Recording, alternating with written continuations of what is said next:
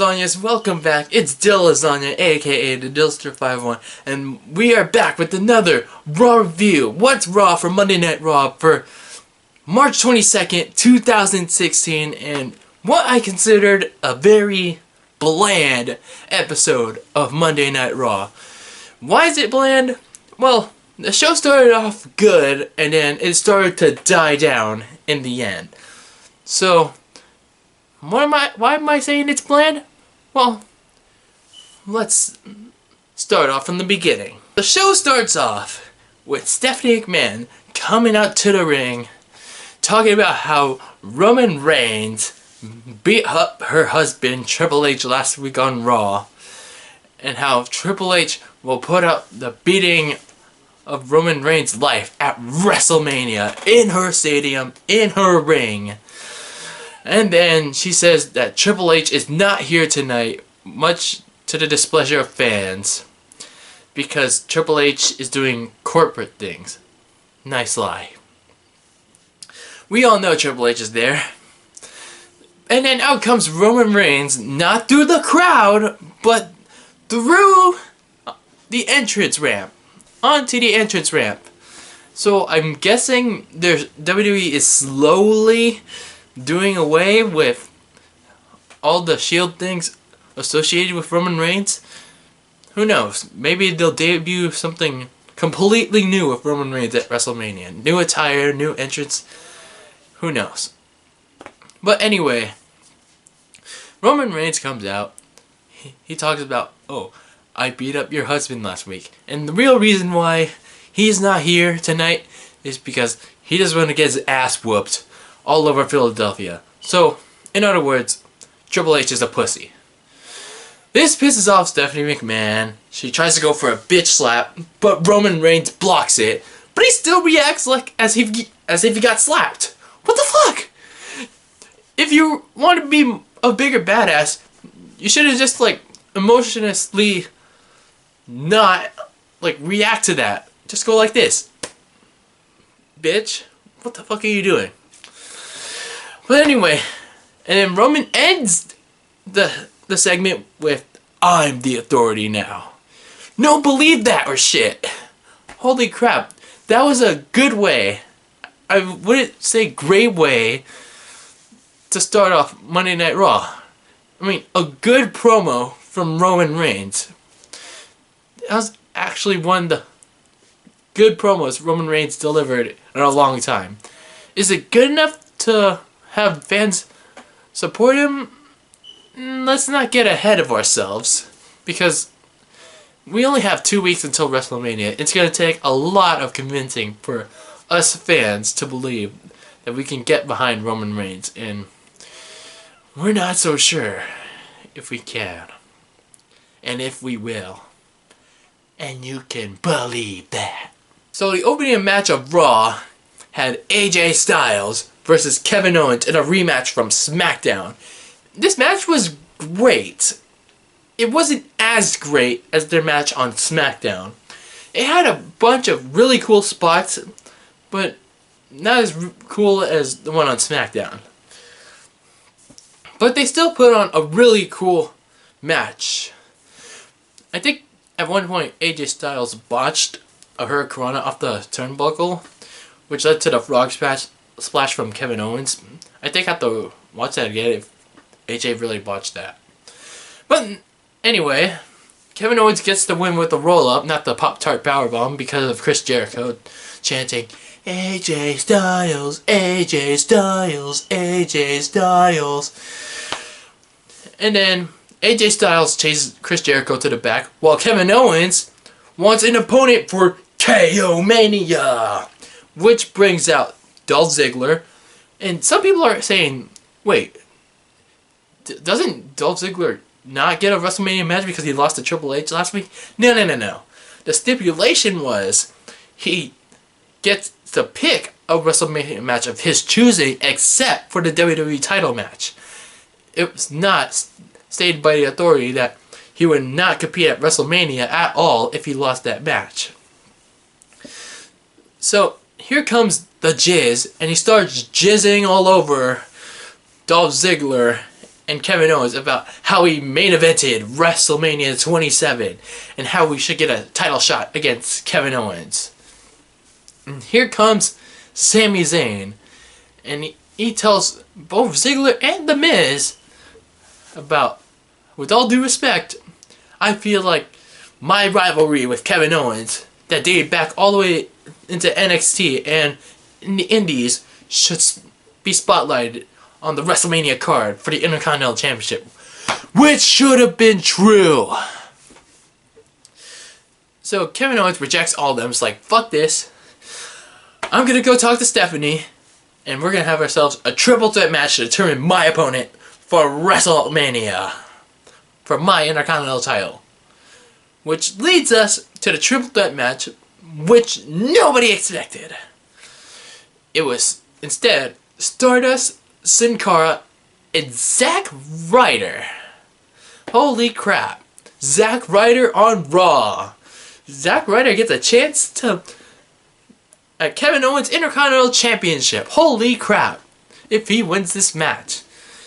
But we had a feeling this match would end very quickly. Because here comes all the opponents that just confronted Kevin Owens. Sami Zayn, Dolph Ziggler, and The Miz all attack Kevin Owens, along with all the other opponents that were facing the triple threat match.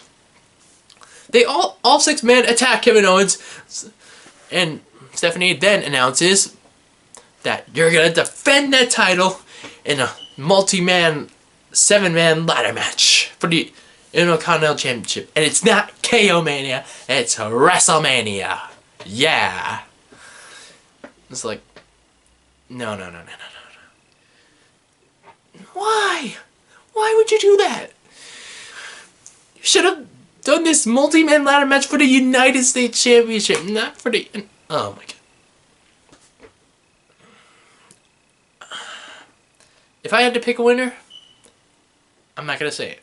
I'll just rant on this IC title ladder match more in my WrestleMania predictions. Dean Ambrose received another gift from a hardcore legend. This time, it was the chainsaw that Terry Funk used in his career. Oh my goodness. Dean Ambrose is going to bring all the toys to WrestleMania. First it was Barbie from Mick Foley, and now it's Chainsaw Charlie, I think. I forgot what the chainsaw's name that Terry Funk used during his career, so if you know the name of the chainsaw, leave that in the comments below.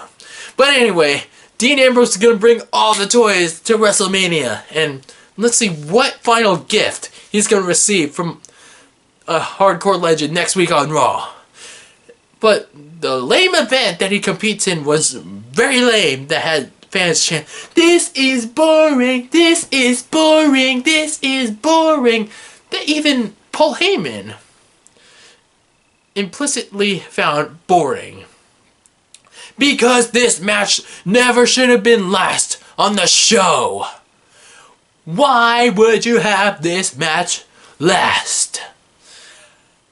I would have maybe AJ Styles versus Kevin Owens main event Raw last night. Then have Dean Ambrose's brown ass blowman go on last. Just to promote Brock Lesnar versus Dean Ambrose.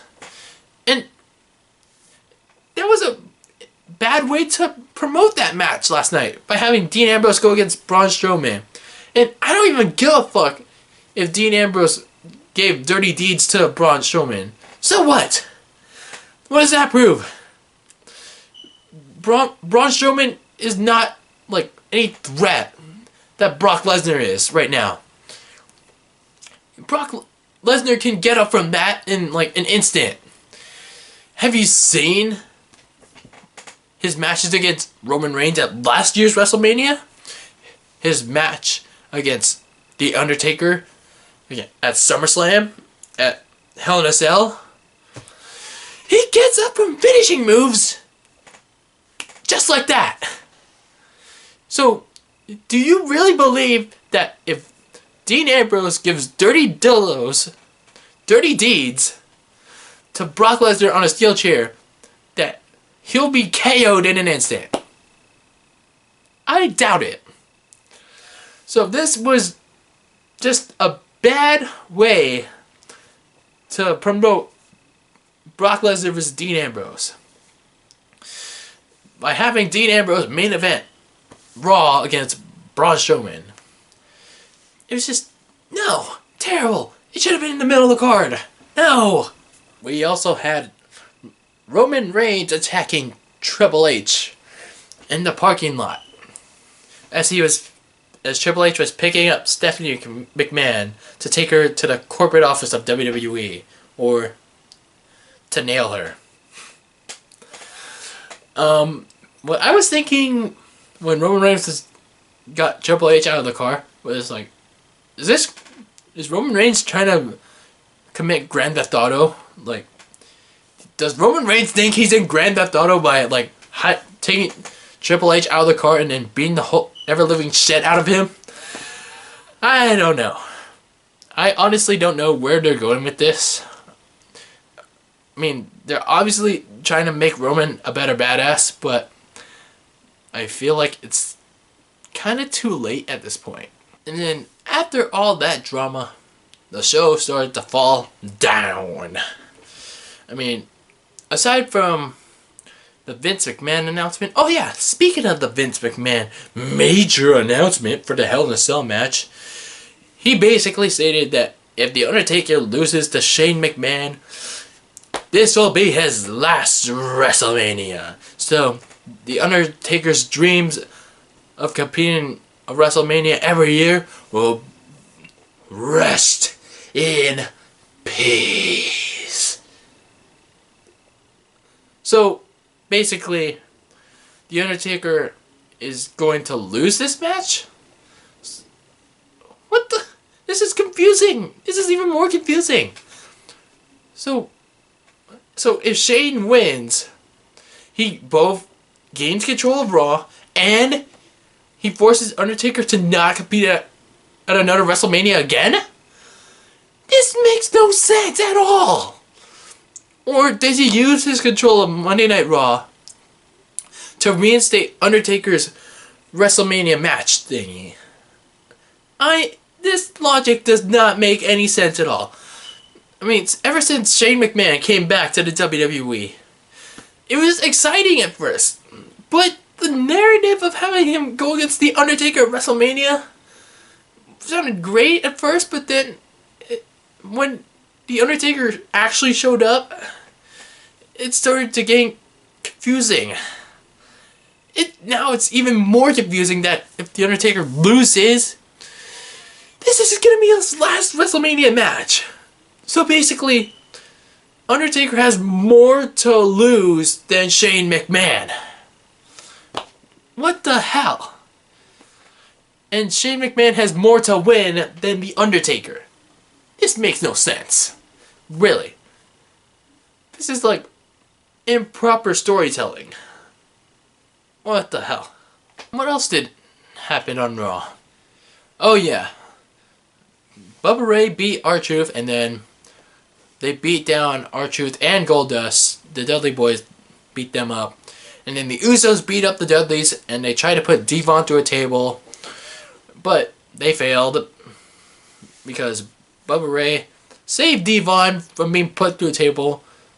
Which then brings to me, they should really put a tables match stipulation in their tag team match at WrestleMania. Even though, like, they haven't been getting the, like, proper build-up that they've been getting since this feud ever began. It's like... And some other pointless shit on Raw that happened included Charlotte beating Natalya, Big E defeating Rusev in a very good match. That wasn't really pointless. It had something to do with their tag team championship match at WrestleMania, which also included a very good roasting of each member of the League of Urination.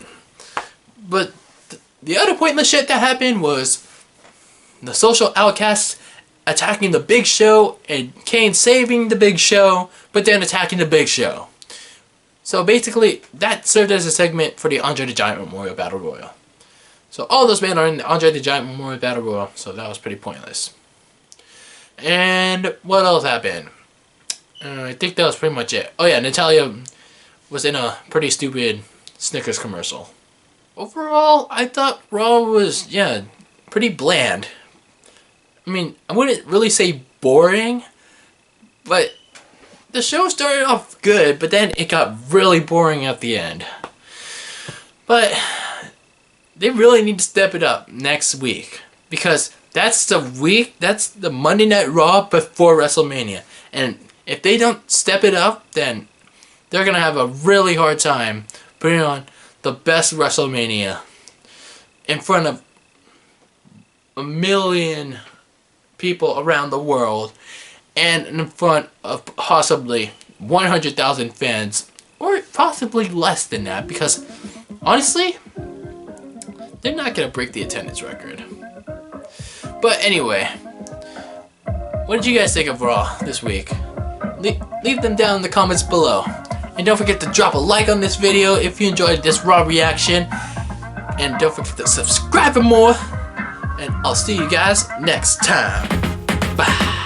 Alright, kick back, relax, and let's hit it again. When you go tell your mother, father, cousin, the kid, and your other friends. I'm a cop, skateboarding, and I fell on my skateboard. When I hit the mic, right? Is the AKA, I keep it popping like bubble WRA. WWE's not doing a lot of story progression towards their biggest show of the year. I mean, if it's your biggest show of the year and you're not putting enough commitment and time and effort towards it, you're just being lazy and relying on the last minute, or the time of the show to put on the biggest epic show you can. No, you have to put on good storytelling first and then put on the biggest show that you possibly can. So I think that's where WWE's missing the mark right now.